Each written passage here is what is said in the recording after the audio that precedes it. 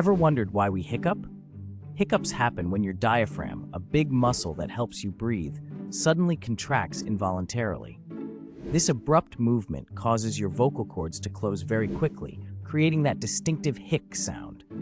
But why does the diaphragm do this? It can be triggered by eating too quickly, drinking carbonated beverages, or even experiencing sudden excitement or stress. Essentially, it's like the diaphragm gets a bit confused and spasms. While often just an annoying quirk, hiccups can sometimes be persistent, lasting more than 48 hours. In those rare cases, it might indicate an underlying health issue, but usually they just go away on their own.